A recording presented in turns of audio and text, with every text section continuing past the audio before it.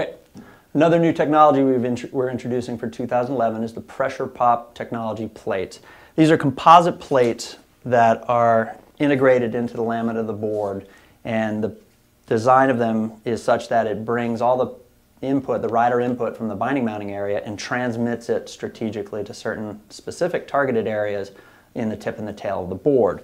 We're using two basic configurations for next year's boards. Here you can see the V configuration, and on the V configuration it's taking input, rider input from the binding mounting area and transmitting it out diagonally to the tip and tail, toe edge and heel edge contact points. What this does is gives very crisp turns. It transmits a lot of ollie snap as well, but the predominant benefit is that it's going to increase snap in your turn completion. The other configuration we're doing is the reverse V. You've seen these configurations before in our stringer tech, but now we're using these composite plates to do the same thing in a better way. In this configuration, we are taking the same input from the binding mounting area and we're transmitting it to the tip center of the board. The benefit of this is it transmits all the same ollie power.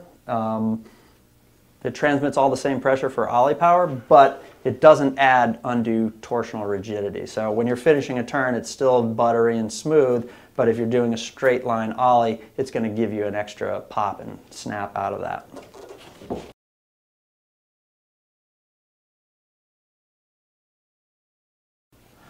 Okay, so the new PressurePop Technology plates are made of two materials for 2011.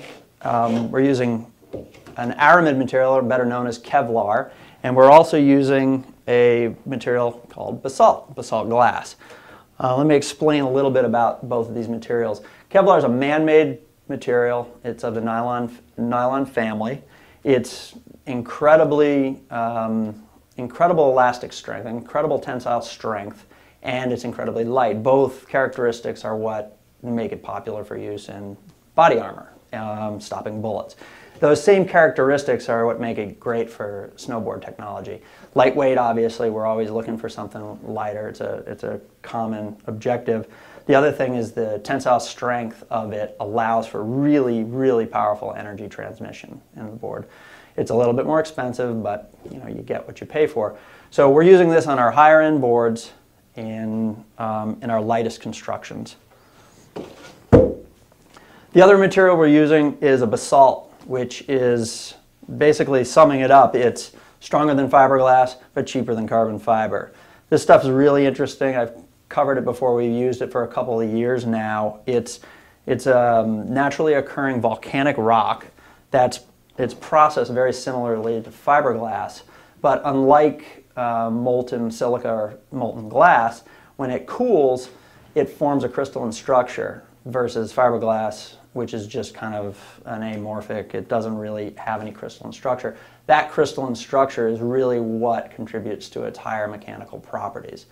Process-wise, it's a little more expensive, but as I said, it's nowhere near as expensive as a carbon fiber, so it's kind of a nice middle ground. And again, we're using that in the mid-tier PressurePop Technology plates.